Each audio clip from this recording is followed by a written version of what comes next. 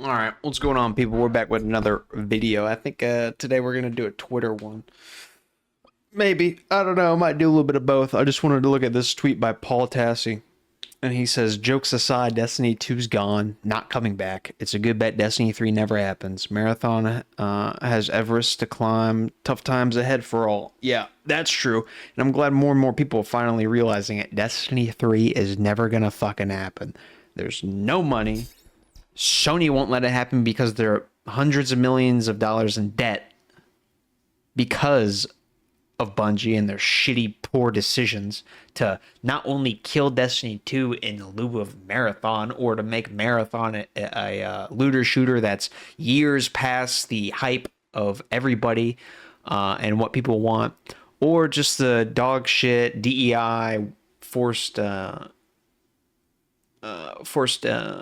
oh my god, the forced wokeism inside of Destiny 2. They've lost hundreds of millions of dollars on the game as a studio. They've lost all of their player base because of those shitty decisions. There's nobody to play the fucking game. There's no money coming in. What the fuck are they going to make another game for? Marathon was their quote-unquote savior, their effort to save Bungie, but it flopped. It's dog shit. It's not going to happen. There's no Destiny 3. Thank God for Paul Tassi's finally saying this. I've been saying it for so fucking long. I've been saying there's no Destiny 3 for years. There's never going to be a Destiny 3. Jesus. People need to wake up, man. Stop being dick suckers. There's a saying, build 100 bridges, you suck one dick, you're a dick sucker, not a bridge builder. You suck 100 dicks and build one bridge, you're not a bridge builder or a dick sucker. You're Ubisoft. It's turning out to be more like your Bungie. So let's see. I'm gonna go find a YouTube video to react to. Hold on. All right. So I did want to watch this. If apathy were... I grew up as a gigantic Star Wars fan. Star Wars and Batman, that was my shit growing up. And seeing Disney butcher and destroy what I grew up loving was a real kick in the nuts. The nuts. So, since they released a new movie, Mando and Grogu, that nobody wanted, nobody asked for, except for Disney corporates, I'm glad it flopped. Nobody wanted it. Nobody asked for it. Nobody really cares. Nobody wanted to see it. Case in point, it did not make a profit. Did not make a profit. So let's see here. Let's watch this Critical Drinker video. Mandalorian and Grogu. Goku. Wait. Mandalorian and Goku. This movie is utterly pointless. Okay, bro. For a movie, then that movie would be Mango and Grok. Sorry, The Mandalorian and Grogu. 2 hours and 12 minutes of pure distilled nothingness. Honestly, it's almost impressive how intellectually, emotionally, and creatively inert this film manages to be. It does nothing, tries nothing, and accomplishes absolutely nothing. I've had more engaging interaction. That's what I heard. I didn't see the movie. I'm not wasting money watching this dog shit. So what I heard is this movie is just an episode, but longer. It's meant so you don't have to have prior knowledge of Mandalorian seasons or Ahsoka, but it's also meant to tie into both of them. So it doesn't really make much sense how you're supposed to go into it without any knowledge of either of the two, but it ties into both of them. So that's already kind of a dog shit formula for, writing a movie, especially whenever it's inside. It was supposed to be season 4 of Mando, but they scrapped that and said, let's make a dog shit flatline movie where you have to have, you can have zero knowledge of the source material, of prior seasons, of future seasons, not future seasons, another show which ties into the future of this is what I mean. This whole concept of this movie was poor to begin with, and I hope it's the last thing that Kathleen has ever done that will be released. It needs to just be retconned. Everything that Disney's done past 2012 up until this point needs to just be retconned. with accounting spreadsheets than I had with Mongo and Gary here. It's a movie that has no good reason for even being a movie. True. A story that's nothing more Like I said, it was supposed to be a season 4. It wasn't supposed to be a movie. more than an episode of the TV show stretched out into a feature film, padded out with shameless filler, montages that go on forever, pointless conversations and sterile chase sequences, performances that contain all the passion and energy of a He needs to not remove his helmet. Pedro creepy finger pastel. Like the color pastel, because that's his acting range is fucking bland as shit. It needs to not have any influence on the writing or what happens to Mando at all. You do not remove your helmet.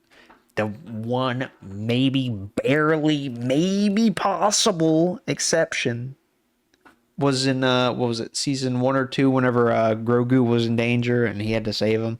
He said, "Oh, I might not see you again. I might die here, so let me pop my helmet off and so you can see my face." That is maybe the only time, but that's what Mando does all the time, is risk his life, so it's kind of fucking stupid anyway. So, yeah, let's continue. Damn, we're only 47 seconds into it, and I've stretched this for... quartering video, an apathetic direction that could have been done by AI for all I know. Anyway, I'm putting off talking about the plot because really, there's not a whole lot to say. Yeah, there's the no movie plot. opens with Mundungus and Gravy hunting down former Imperial commanders for the New Republic when Sigourney Weaver shows up to collect her paycheck. Yeah, and Give them a suddenly new mission to locate a mysterious pilot. warlord named I Janu bet you she's one of the best rebel pilots they got.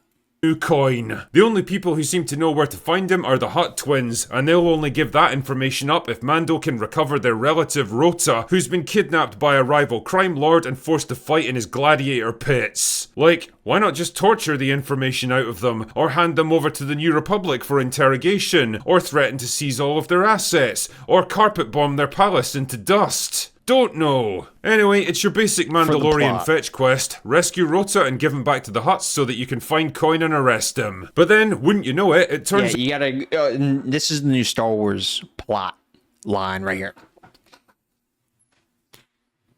That's how you write a Star Wars show or movie nowadays. It's never boom with some nice little sidelines on it going off that you can explore. It's fuck you. That's what it is. That's what they do.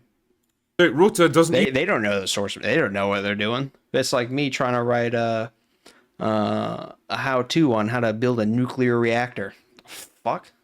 even want to be rescued because he likes fighting in the pits. He doesn't want to follow in his father's footsteps, and he plans to make a new life for himself when he's completed his last fight and earned his freedom. Wait, what? Since when do kidnappings operate on a contract basis? Ah, fuck it, man, whatever. So Mufasa and George go to Rota's kidnapper and offer to buy him back, but he's like, nah, it'll be fine, because he's planning to have Rota killed in his final fight anyway. That doesn't make sense. Wait, what the fuck? Why in the name of Carl Urban's beard would you tell this guy, so who boring, clearly even has a the trailers vested put me interest in asleep. breaking Rota out, that you're planning to kill him? You know he's just gonna go straight to Rota and tell him all this shit, right? Exactly. But because Rota is completely and utterly And since you retarded, told him that, since you know he has, dealings with Rhoda, why would you let him go? He's just gonna expose your already dog shit plot. he decides to just go through with the fight anyway, which leaves Also, The Simpsons did it first.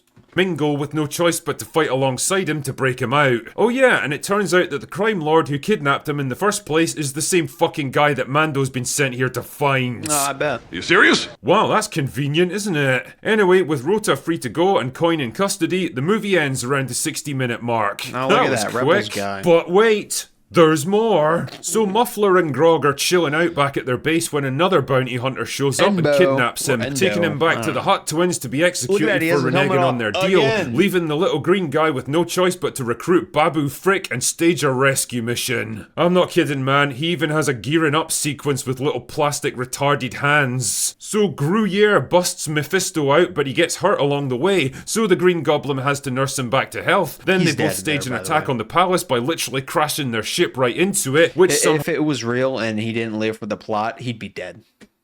He'd be dead. He's not a force sensitive. He couldn't stop that fucking thing. How doesn't kill them both instantly. Then there's a fight sequence and they all leap to safety just as Sigourney Weaver shows up with some X-Wings to blow the place to smithereens. And that's it. That's the plot for Mayonnaise and Gammon.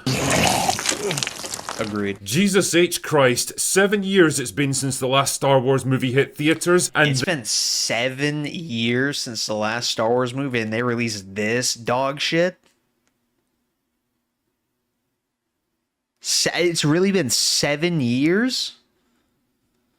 Oh my god. They need Bungie level layoffs. this shit is what you decide to roll out with? A completely dull, predictable, unimaginative, by-the-numbers episode of a TV show that people stopped caring about years ago, stretched out into a 2-hour movie where the world and characters don't advance in any way and nothing of any consequence.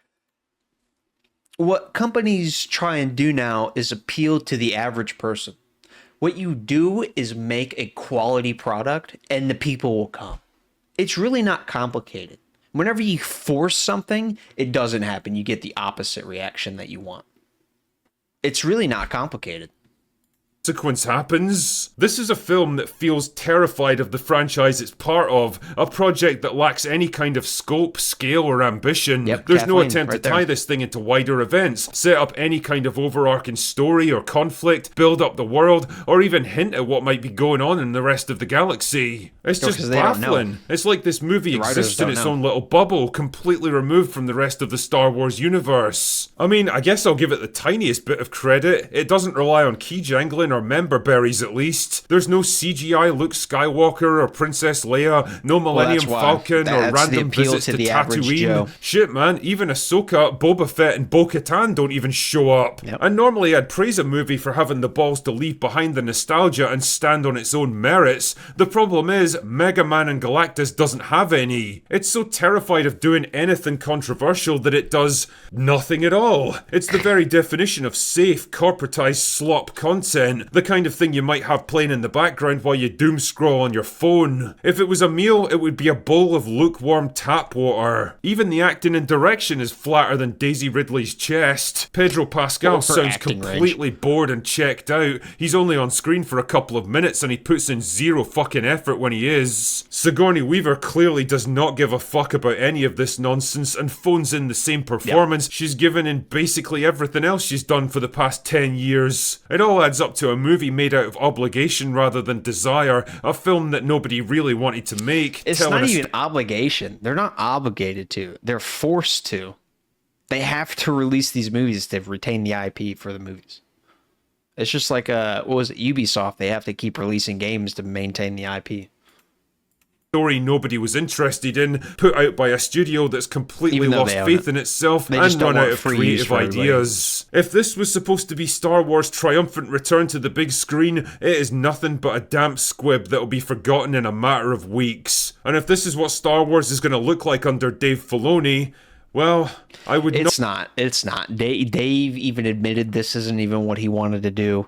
You can't entirely blame Dave for this. This is Kathleen's dog shit retarded opinion. This is forced by Disney execs, and thank God Bob Iger is gone. not expect great things in the future. That's dumb. Anyway, that's Actually, it looked cool, but it's pretty dumb because the fire wouldn't spread like that. I'm gonna be honest with you. all I've got for today. Go away now. Go away now. Yep.